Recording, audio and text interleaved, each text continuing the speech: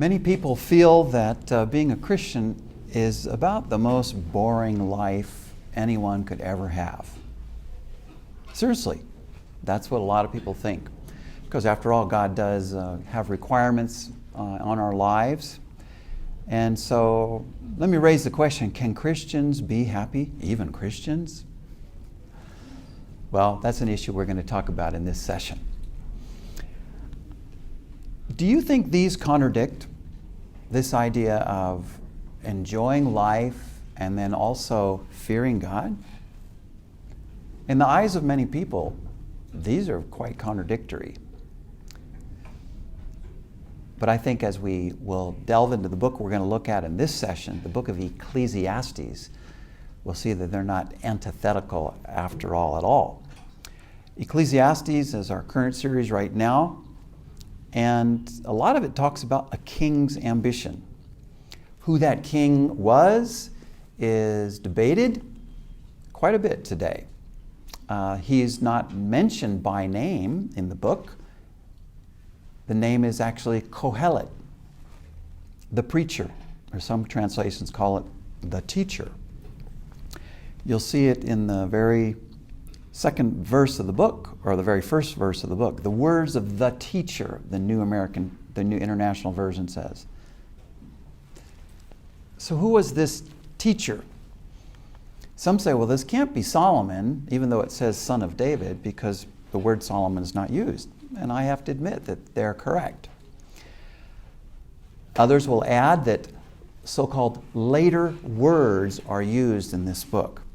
Words that were not used during the time of Solomon. They didn't come into use till hundreds of years after Solomon. And then he does say in chapter 1, verse 12, he says, I, the teacher, was king over Israel in Jerusalem. Notice how he uses the past tense. I was king.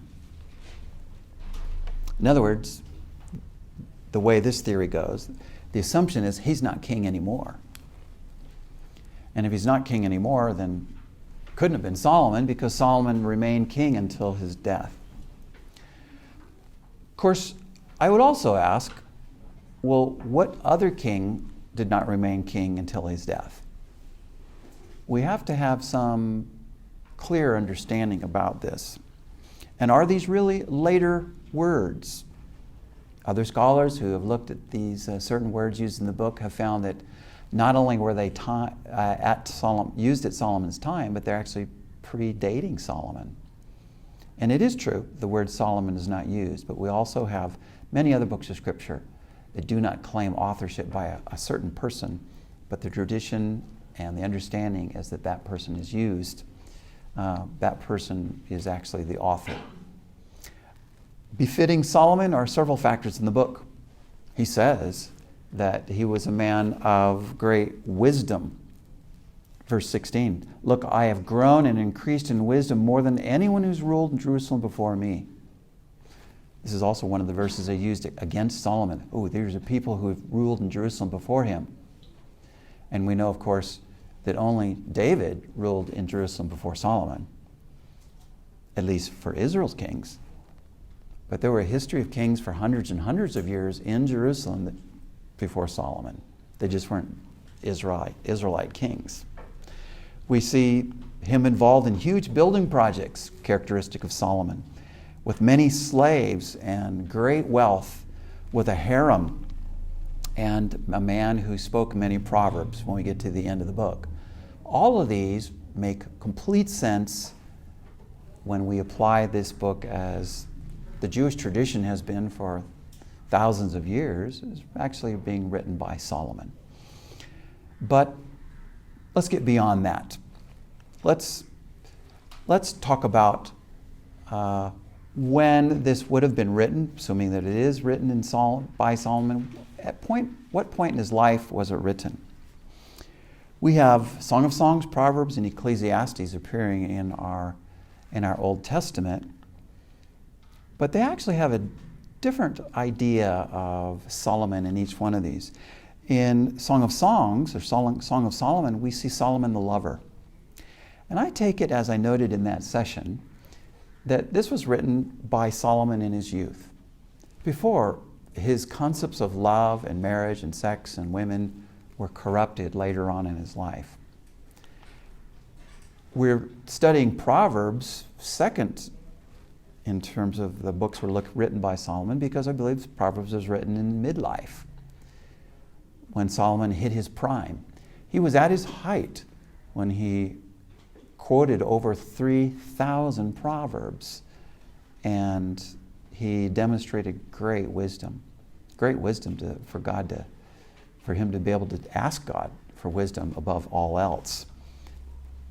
And then we have Ecclesiastes. My theory here is perhaps Ecclesiastes is depicting Solomon the foolish. He admits to being a fool. He admits to having profitless pursuits in this book. And part of the reason for him writing this book is to say, look at all the miserable things I did, all the miserable priorities I have. I hope you can learn from my mistakes in my old age so that you don't have to commit those mistakes yourself. But back to our question. Enjoy life or fear God? Frankly, we will find that this book tells us to do both. And the two are not contradictory to one another at all. And so this is the guiding question that I want to answer, that I think Solomon asks and Solomon answers in his book. There are several places in the book where he tells us to enjoy life. There are several places where he tells us to fear God. And yet, in the midst of all that, there are many perplexities in life, and there are numerous things that Solomon himself struggled with. So, what can we learn from him? Why should we do both? Why should we both enjoy life, and why should we both fear God, handling both of those? You should do both, first of all, because life is fleeting. Life doesn't last long. Even the oldest people don't live very long. Even a century is not very long in terms of human history. Life goes by very quickly. And so if it's going to go by quickly, enjoy life and fear God. The way I outline the book is in a fourfold division. So we're actually going to look at four answers to this question: why should we do both?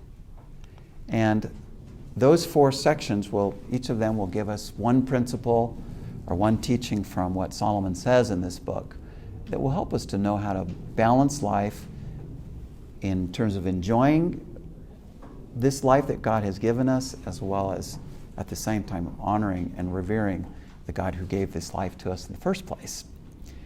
So that's our overview.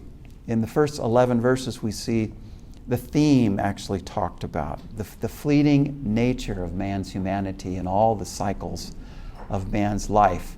And then it's going to finally end in terms of what he has to say about youth at the very end.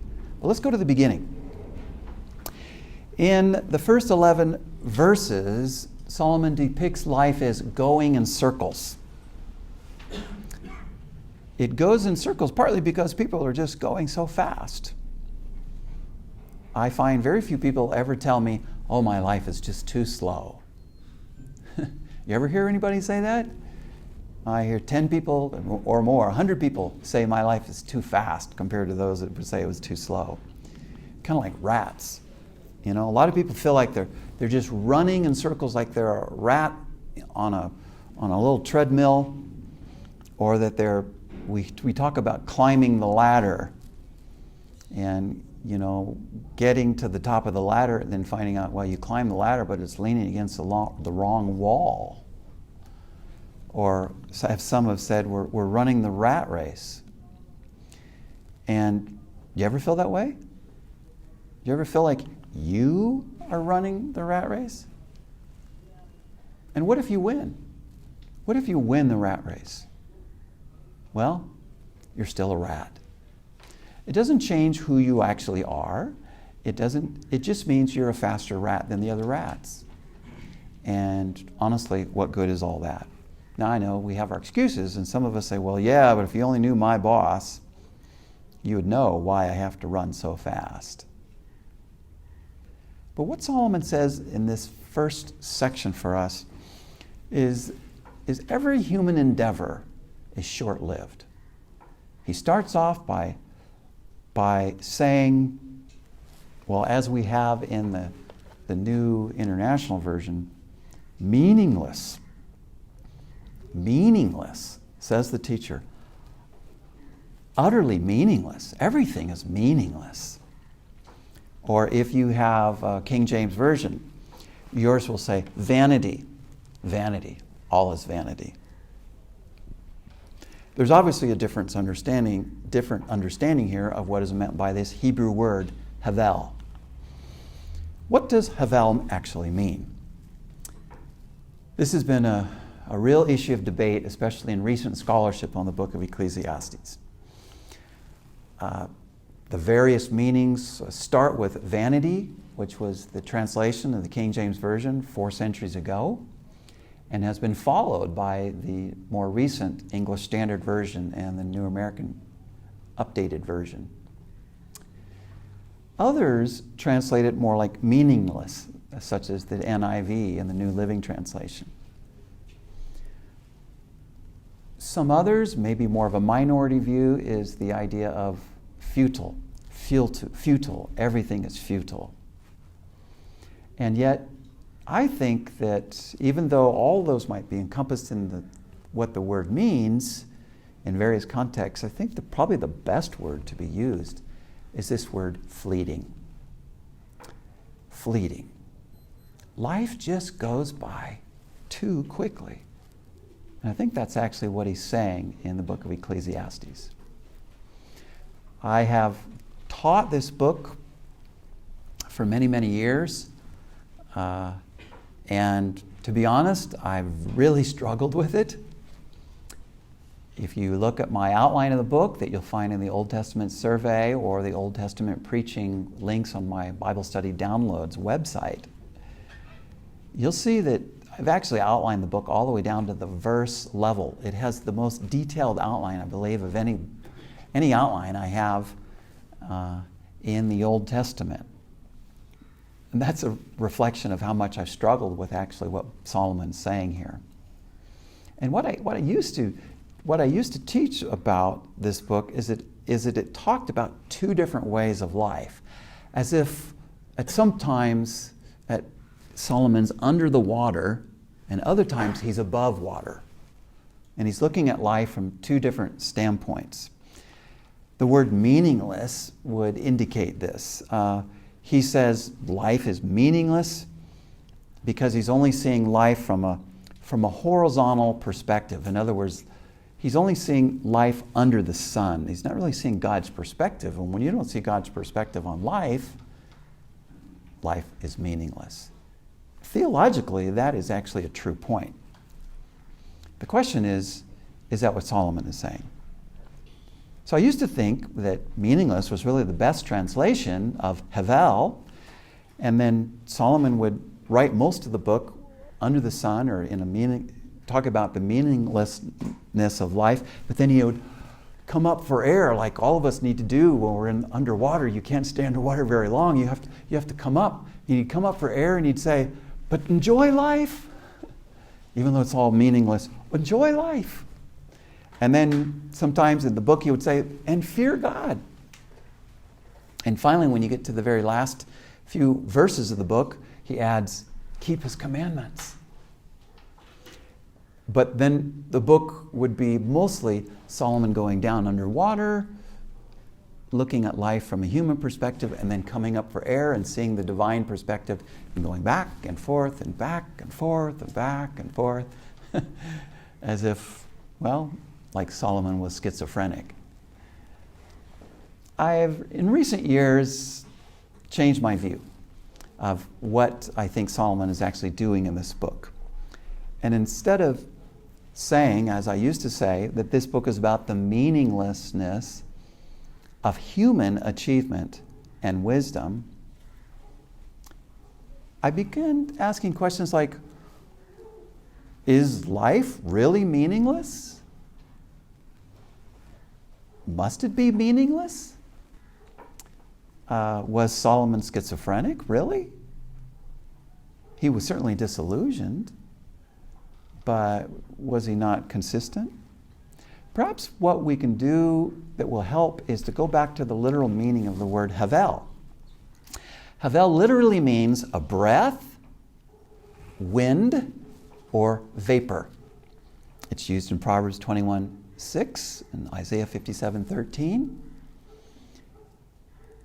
And therefore, a very literal translation of verse 2 is this.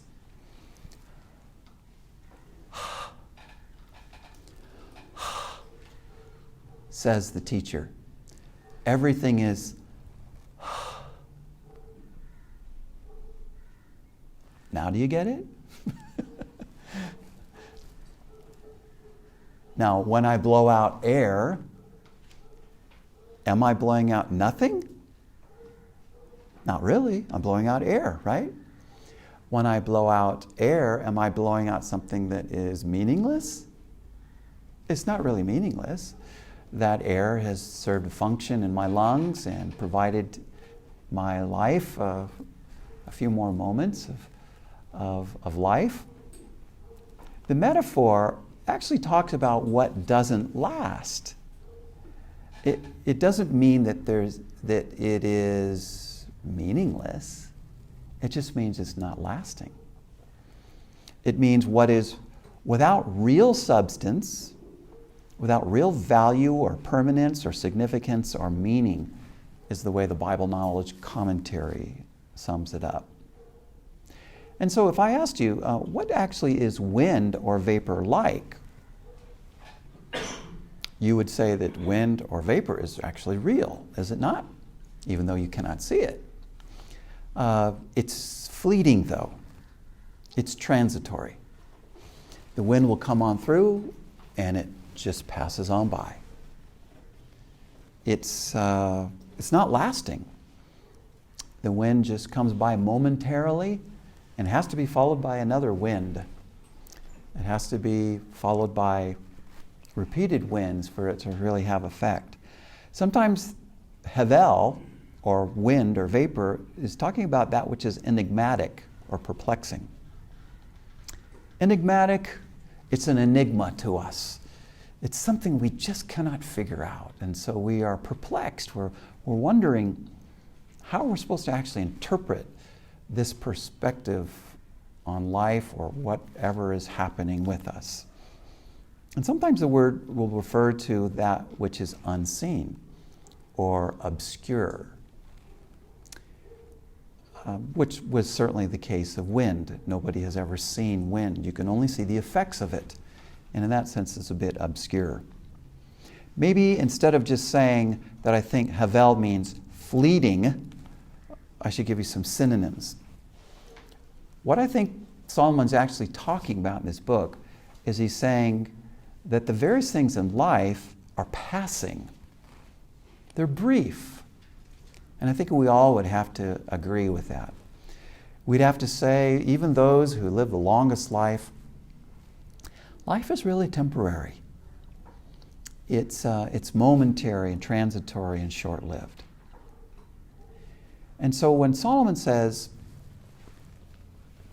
what he says in verse 2, I would translate it this way: fleeting, says the teacher, utterly fleeting. Everything is fleeting. In other words, nothing really lasts for a long time. Even the things that we enjoy as well as the things that we do not enjoy. And then he illustrates that fleeting nature of life through the many cycles that we see in life in verses 3 to 11. They're all passing. They're just quick cycles. So he asks this question in verse 3. What do people get for all their hard work under the sun? He's actually introducing the question here that he's answering in these verses. And I think what he's actually saying is, they're not getting a lot. because these things just kind of come and go over and over in their lives. Our work ultimately brings us nowhere. And then he gives the proof that life's many fleeting repetitions bring no real change in life. And he illustrates it over and over with what we see in life that just happens again and again. The ceaseless cycles are evident in our generations. Generations come and generations go, but the earth remains forever. We all start with a fertilized egg and go to a fetus and a baby and a child, an adolescent, adult, old age, and we end up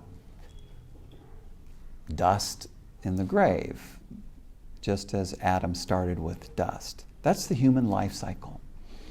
And these ceaseless cycles are evident in nature. It doesn't mean that they're meaningless. It just means that this repetitiveness happens quite quickly, and it's very transitory or fleeting or short-lived. The sun continually rises and then sets every day, and it happens pretty quickly. The wind blows in circles. The rivers and the seas cycle water endlessly. It's not bad that they do that, but it doesn't take very long for water in the ocean or a lake or the soil to evaporate up into the air and condense in the clouds and come down as precipitation and run off the mountains into streams or lakes or the ocean, and then end up having this cycle over and over again. In fact, he says at the end of this, or one of the key ideas here is, nothing under the sun is truly new. The things, the ideas, everything just sort of comes quickly, passes through, and that's the way it has been throughout history. I think the main idea of these first 11 verses is that life's short-lived and fleeting cycles should move us to seek God. When we live in a world where everything is fleeting, everything is temporary, does it not make us want to have a life based on that which is eternal? I think that's what Solomon is really trying to encourage us to do.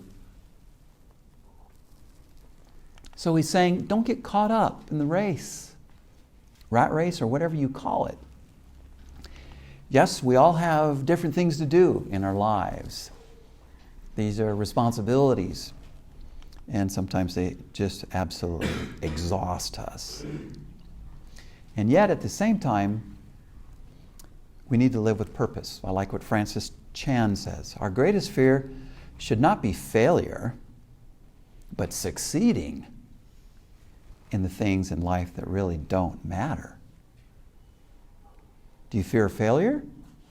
Or do you fear succeeding in things that ultimately have no value?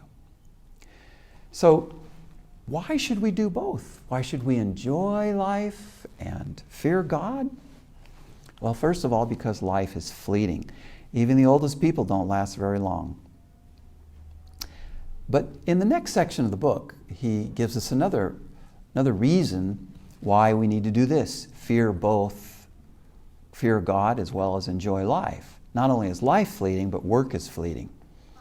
And the focal point of the end of chapter 1 and through the beginning part of chapter 6, work is fleeting means that every human endeavor doesn't really last very long. No matter what you do, it's not going to last very long. So the focus here in the second section on work takes us from focusing on man's humanity to man's hands. What we use our hands for to provide the food and the clothing and the shelter that all of us need. And here Solomon gets a bit more personal. He talks about his profitless pursuits in terms of his own work. When I think of Solomon, I think of a man like Howard Hughes, who lived in the 20th century as an American businessman, investor, aviator, aerospace engineer, filmmaker, and philanthropist. He was quite a gifted man. In fact, he was one of the wealthiest men in the world. He built the largest airplane ever to have been built. It was the H-4 Hercules II. It was actually humongous.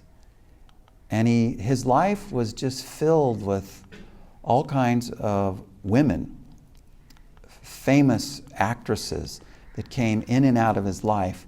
The very fact that he had so many different women was evidence that he really never found satisfaction in any real relationship either. His obsessive compulsive behavior especially plagued him in his later years, and he spent his last days at the Desert Inn in Las Vegas. He was so paranoid about anyone else that might be in the hotel, he ended up buying the entire hotel so that he would be able to be living in the hotel by himself. He refused to leave the hotel, and in 1967 he spent most of his days living alone, naked, in his penthouse watching movies. He watched one movie 150 times. You thought you watched some movies too many times, right? And he was practically unrecognizable. His hair, his beard, his fingernails grew long, his toenails grew long. He was a large man, a tall man, very tall man, 193 centimeters, 6'4", but he weighed barely 90 pounds. Even though he had, it's 41 kg for a very tall man. He had a lot of money. He had so much money he could have been very overweight. But he had this fixation on cleanliness, and so he actually used these tissue boxes as shoes. And everywhere he went, he cleaned with tissues, Kleenex tissues, to make sure that he wouldn't collect any germs and die young. Well, he died in 1976.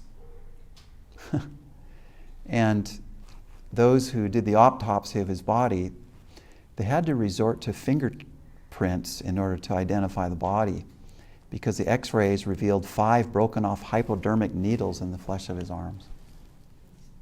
He was a man who had the opportunity to do just about anything in life.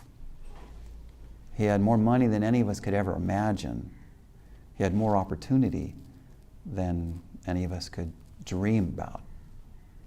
And yet he was involved in profitless pursuits. Ecclesiastes tells us some of these profitless pursuits that we should avoid. Solomon wanted to make sure that if we were able to have wisdom that he lacked, even as a man of great wisdom, that we would be able to go past what he did, not get caught up in the same things he got caught up in. He actually was the king of Israel's golden age. Israel's never had more money, larger borders than the time of Solomon. But he said, I devoted myself to search for understanding and explore by wisdom everything being done under heaven. And I soon discovered that God has dealt a tragic existence to the human race. What an interesting statement, huh? This is grief. This is fleeting. Because he said, I observed everything going on under the sun, and really, it's all meaningless, or we might say, fleeting, like chasing the wind. And he said, it's all profitless as well. What is wrong cannot be made right. What is missing cannot be recovered. Sounds a bit despairing, doesn't it? For this reason, some people believe that the book of Ecclesiastes should not be in our Bible. This is the belief of some of the ancient rabbis who say this book is just too pessimistic. It really shouldn't be in the Bible. I think they have a point that there's pessimism in the book, but they're also missing the many, many times in the book that it advises us to fear God, to enjoy life, and to keep His commandments. But Solomon's quite honest about 5 of the profitless pursuits under the sun. He says, for example, prudence doesn't satisfy. And he says, I have increased in wisdom and knowledge, but he still wasn't satisfied. He goes into chapter 2 and he says, pleasure doesn't satisfy. Oh, how many of us get caught up in pleasure. And we think that by pleasing our body, our sexual desires, our desires for food and all other things, that we're really going to find some satisfaction in life. And yet, I don't know if anyone ever experienced more pleasure than Solomon did. We also see that he was involved in the biggest project of his day, building the temple with all of its gold and ornate stones. And I mean, no one had ever seen anything quite like that. But even building the temple itself was not satisfying to him. Possessions don't satisfy either, whatever those possessions might be. The more possessions we have, frankly, the more things we have to fix, insure, store, the more things we have that will rust and break, and eventually everything we buy, we end up throwing away. And Solomon had more possessions than anyone. And power does not satisfy either. Solomon says, so I became greater than all who had lived in Jerusalem before me, and my wisdom never failed me. And yet, power itself, as many others have demonstrated, does not make one truly happy. So these are some good words from him. He says, anything I wanted, I would take. I denied myself no pleasure, or even found great pleasure in hard work, a reward for all my labors. But as I looked at everything I had worked so hard to accomplish, it was all so meaningless. Like chasing the wind, there was nothing really worthwhile anywhere. Basically, he's saying our profits never, our pursuits never profit. If your pursuit is something other than God, you're going to find that you may be a rat climbing the ladder, but that ladder is leading nowhere. Havel means breath, wind, vapor, and that's what Solomon found in his life. That prudence and pleasure and projects and possessions and power, none of them really satisfied. Just like Howard Hughes experienced as a young man and also as an old man. Which raises a question for us. What will it take for you to be satisfied? I wonder if you've ever thought about that question or answered that question. Are you satisfied right now? And if you're not, what will it take for you to be satisfied? Is it realistic? Is it attainable? Is it actually God? If you have Him, you truly can find satisfaction. And we get into chapter 3. We're going to have to move our way pretty quickly through this. We find another very popular chapter of Ecclesiastes that talks about God's timing. And it says God's timing is perfect. He has the right time for every activity on this planet. The chapter begins, there's a time for everything, and a season for every activity under heaven.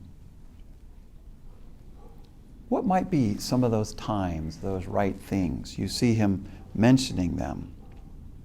A time to be born and a time to die, a time to plant and a time to uproot, a time to kill and a time to heal, a time to tear down and a time to build. And he goes on about talking about the appropriateness of certain times when they're appropriate, other times they're not appropriate. The opposite is more appropriate.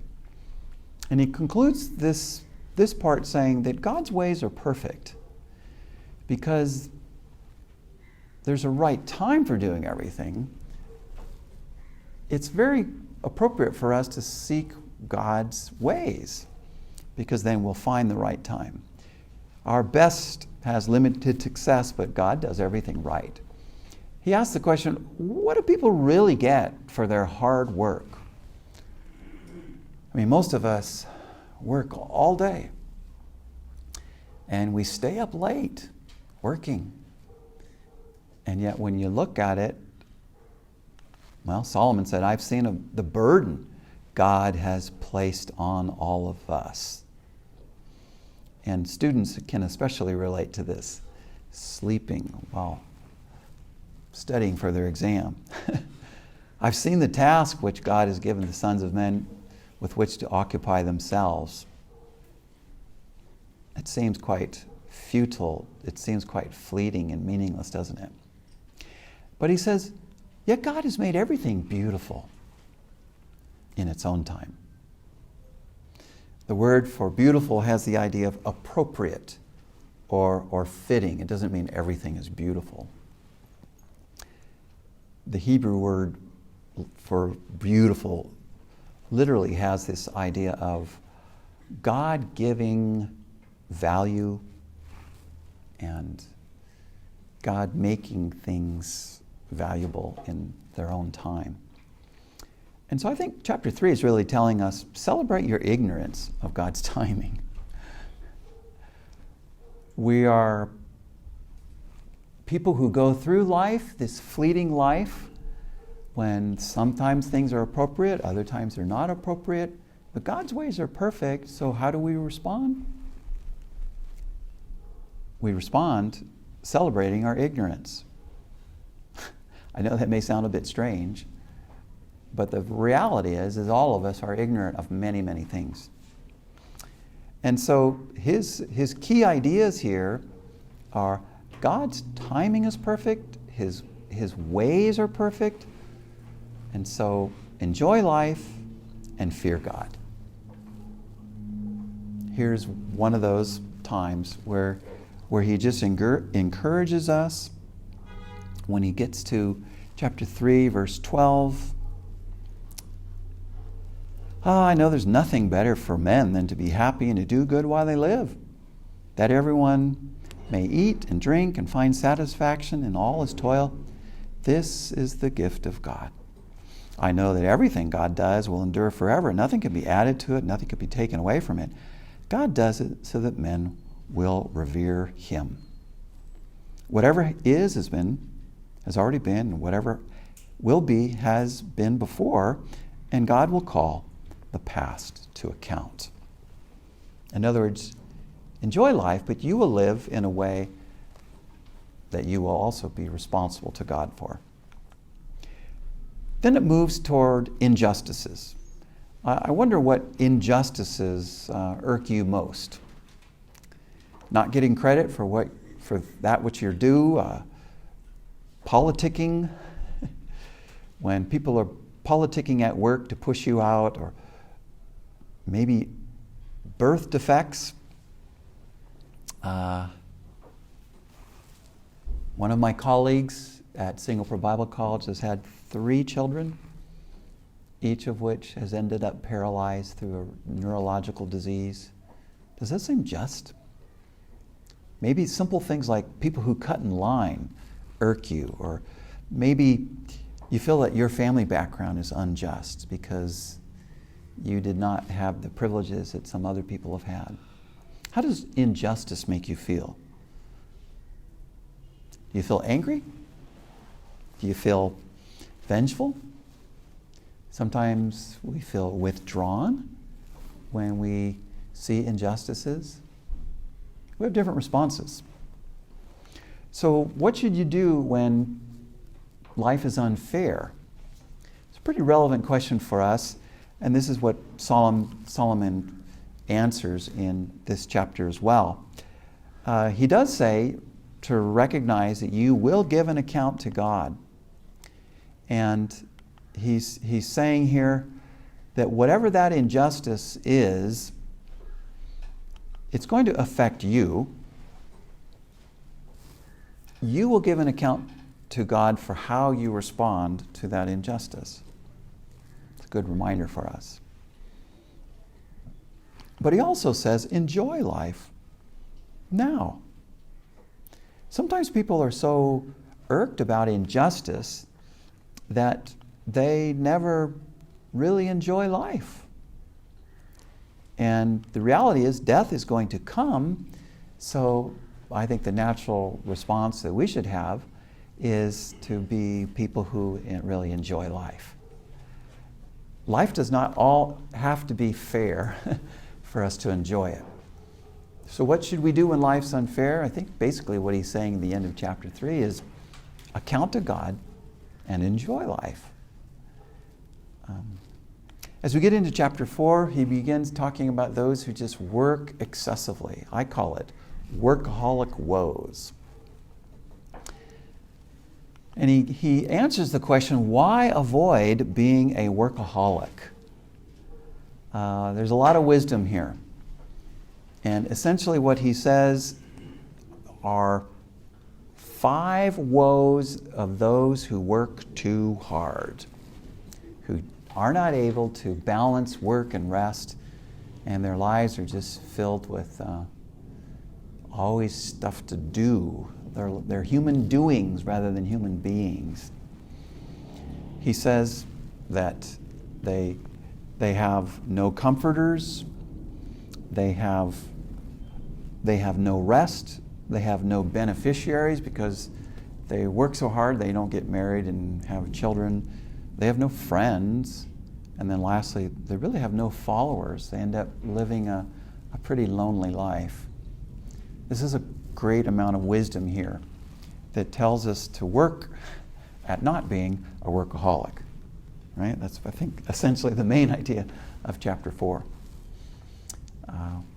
As we get into chapter 5, the focus continues on our work, but it shows how our work relates to honoring God.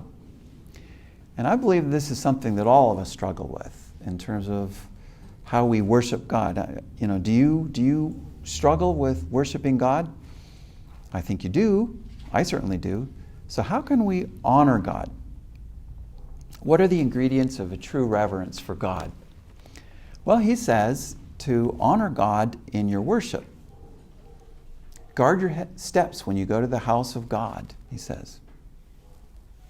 Go near to listen rather than offer the sacrifice of fools who don't know their due wrong. And then he talks about something we probably don't think about, and that is to honor God in your vows in verses 4-7. When you make a vow to God, do not delay in fulfilling it. He has no pleasure in fools. Fulfill your vow. These are 2 things that are really worthy of our consideration. Honor God in your worship and your vows. And that's good for us to heed, don't you think? In chapter 6, we see a shift here from what he had talked about previously. We're still talking about this idea of why we should both enjoy life and fear God. And he's told us that life is fleeting. That's a great reason to enjoy life and fear God. And work is fleeting. That's a great reason to enjoy life and fear God. But now we see that wisdom is fleeting as well. Wisdom doesn't last. Even having the greatest discernment won't necessarily extend your life. And so what should you do in response? Certainly seek wisdom. But even the one who finds the most wisdom still has a wisdom that's transitory. And so he or she needs to enjoy life and fear God. So that's Solomon's bringing us here now to this third way that work and wisdom don't last. And we find here the focus is from man's humanity to man's hands to man's head. And here there's a lot to talk about ignorance. Oh, we all want wisdom. We may not think that we want it. I think every person truly does want it, even though it's not pursued by many. But that's going to come from trusting God's plan for our lives. And so I think the question that's raised here, why should we trust God's plan for our lives, is answered here in this section. And he says, first of all, God has planned all events and he won't change them. And I believe we're moving to a new section here in chapter 6, verse 10, where the focus shifts from work over to wisdom. Whatever exists has already been named, and what man is has been known. No man can contend with one who's stronger than he. The more words, the less meaning, and how does that profit anyone? For who knows what is good for a man in life, there's ignorance, during the few and meaningless days he passes through like a shadow. Who can tell him what will happen under the sun after he's gone? And of course the obvious answer is no one. No one can tell us what life's going to be like next year. God has planned for these things though, and he's not going to change them. So in a sense, we're wise to rejoice in our ignorance. He also says, we don't know why easy and tough times come our way, as he moves on into chapter 7. In fact, he starts talking about this, about funerals. I read this at my father's funeral.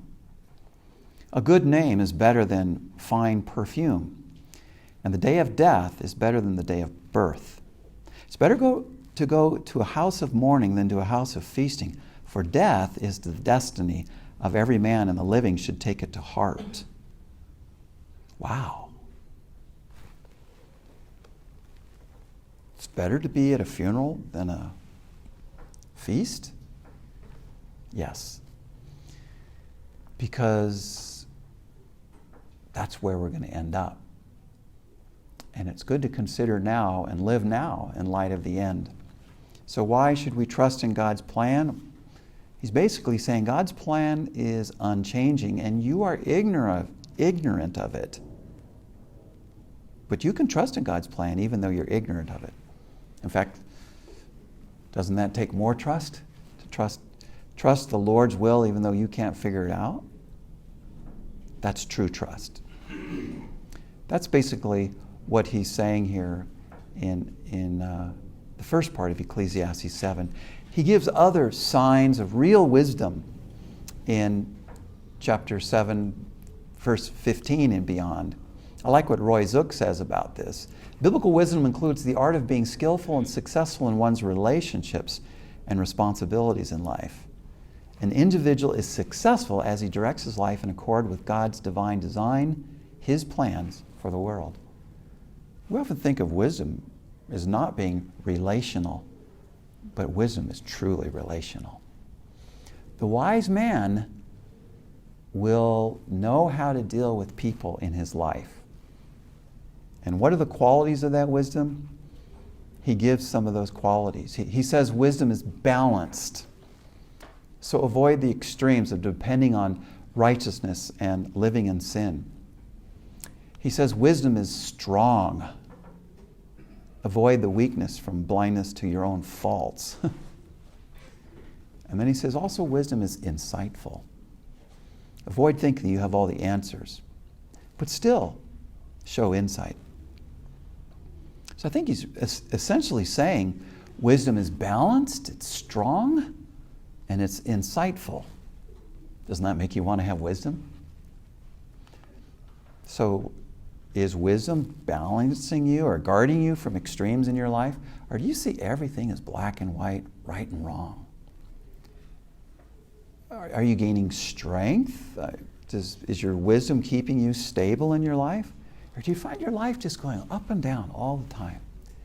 If you're up and down all the time, chances are you need God's wisdom. And does your life demonstrate insight? Ask yourself, is wisdom clearing my mind to see reality? I mean, do you live in reality? Or do you live in your own reality, which we all know, of course, is not reality? Because God alone sees reality correctly. In chapter 8, we see submission and joy. There's quite a relationship between the two. How should we respond to authority? This is something many of us struggle with. God's authority and people's authority. Authority to both God and man. And Solomon says, if you're going to be wise, obey authorities due to the many advantages. And we don't have the time to enumerate all those advantages, but you can read those in the first 9 verses of chapter 8.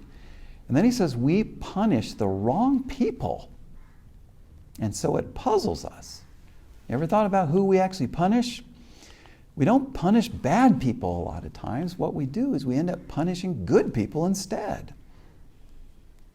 And that is quite perplexing.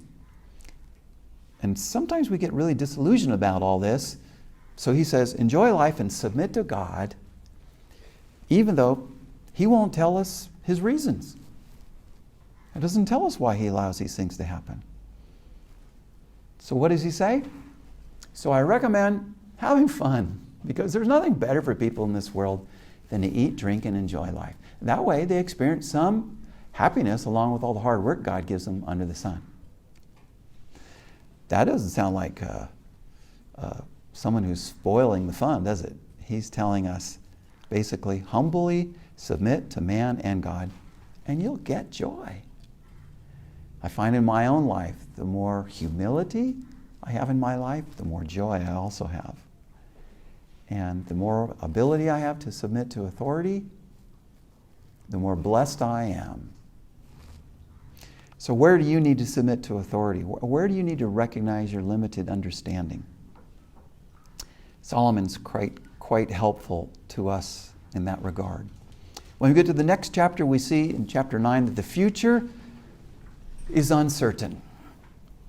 And how do most people deal with their uncertain future? Some deal with it with materialism or hedonism or humanism or fatalism. Well, those are not good. So how should we respond to an uncertain future? He talks about our reality and our response here in chapter 9, verses 1 to 10. Here's the reality. You want to know your future? Here's your future. Your uncertain future includes certain death. Isn't that comforting? You want to know some things that are just absolutely certain about your future, right? We all do. Death is one of those. You can see published mortality rates where the lines are going up and down. I find this quite curious, and it looks so detailed, until I realized here's actually the world mortality rate.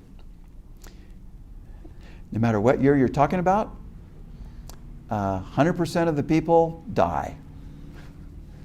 There's your mortality rate. It's 100%. It's only a matter of time. And since you'll die, enjoy life and work hard right now. Find that sense of balance.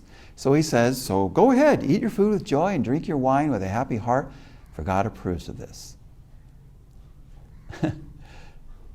Or, sum it up in the main idea, since you don't know the future, work hard and enjoy life. Do both.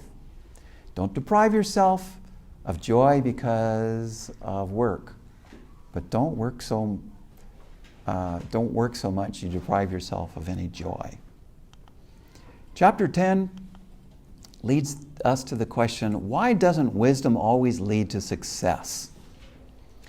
You would think that those who are wise are always going to be successful. Frankly, Solomon is a great example of someone who was wise but not ultimately successful. He says that because life is unfair. If you expect life to be fair, you're really going to be miserable. And to answer this question, why doesn't wisdom always lead to success? Sometimes unfair things happen to us and we don't succeed in those areas where we may have been actually very honorable. In that sense, also life is uncertain. The unreliable nature of life hinders wisdom. And we really need God's wisdom. So the exhortation here is don't trust wisdom. Trust God. God himself is the one that will give us true wisdom.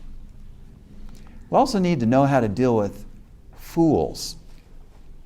Oh, you know what I'm talking about. We all know a fool. In fact, we've all been a fool. I can speak with experience about foolishness because I've done foolish things. So have you. But how should we deal with a fool when someone's being foolish with us? Well, he says, the speech and the actions of a fool are destructive. And so be careful. And don't even privately criticize foolish authorities because they may find out. So basically, he tells us in chapter 10, 12 to 20, don't criticize your foolish leader. As some have said, it takes little size to criticize. Chapter 11 talks more about the uncertainty of the future and how it affects you, or how should it affect you. And here he advises us to give generously and invest wisely. He says, cast your bread upon the waters, for after many days you'll find it again. Send your grain across the seas, and in time profits will flow back to you, is another way that this has been translated. But divide your investments among many projects, for you do not know what risks might lie ahead. Don't hoard, but give and invest, since you don't know the future. Work hard due to your uncertain future, but give generously, invest wisely, and work hard. All three of them, since you don't know your future. This is how we deal with a life when we're ignorant. So how should we both enjoy life and fear God? We should realize that life is fleeting, work is fleeting, wisdom is fleeting. And when we get then to the end of the book, we see that youth is fleeting as well. Young people aren't young for very much of their lives. And in this last section of the book, we see the focus on man's heart, especially when we're young. It's a great time to work on your heart because you, however old you are, you will grow older. And so we see an exhortation here how to enjoy your youth. And I wonder if that applies to you. Are you a youth? How would you know? What stage of life are we really talking about youth? Well, one person says the 3 stages for women are stage 1, annoying her dad, stage 2, annoying her husband, and stage 3, annoying her son-in-law. So if you get to stage 3, you know you're not a youth anymore, right? That's a pretty sad evaluation of life, don't you think, about women? There's 3 stages for men as well. Stage 1, you believe in Santa. Stage 2, you don't believe. Stage 3, you are Santa. I don't know how many stages life has, but perhaps it does have 3. And I'm thinking of the first 30 years as youth, the next 30 years as midlife, and if you're like the privileged, you could live to 90, at least in good health.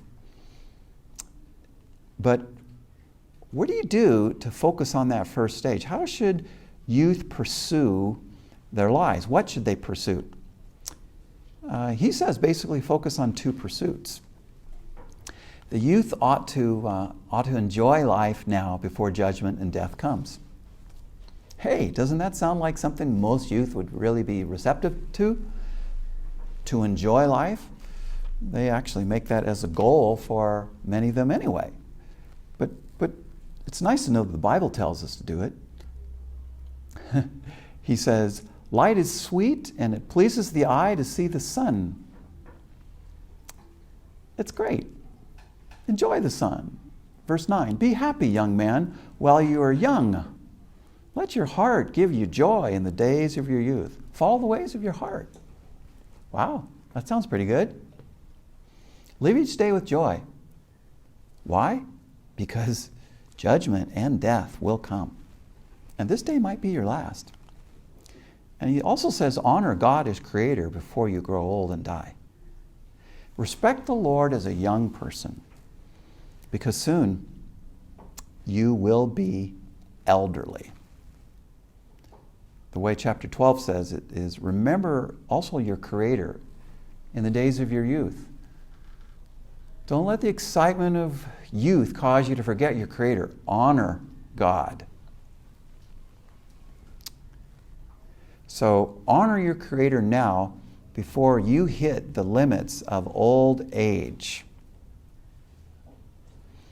And finally, when we get to the end of the book, we have some great wisdom here about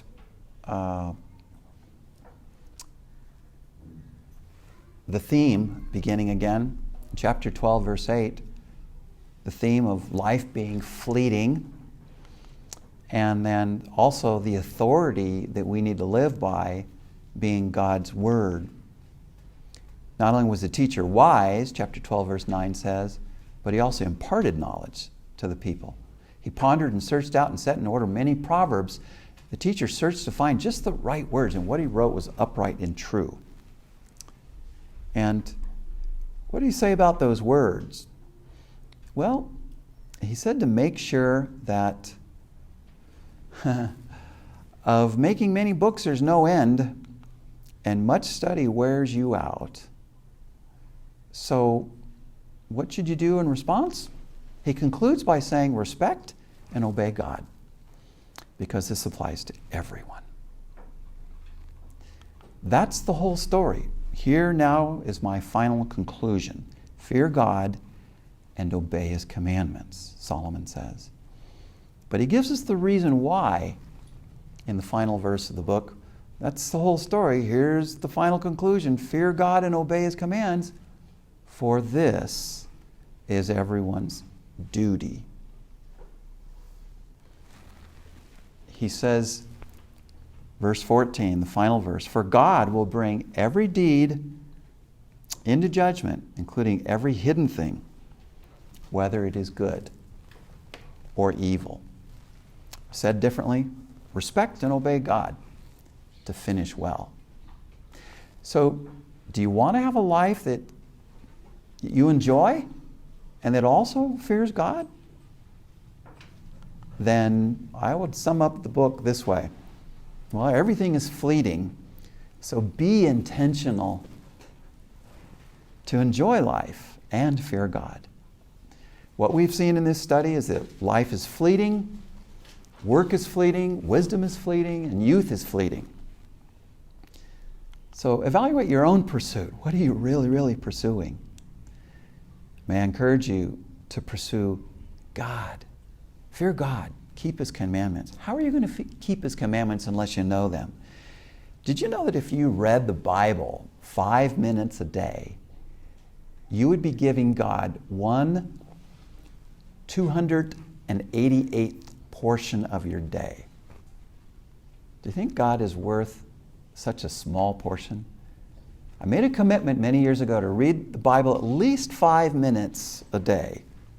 I made that commitment over 40 years ago. One of the best commitments I've ever made in my life. If you're struggling with how to do that and a plan to do that, go to bible-reading.com and it'll give you some help. Fear God and keep his commandments.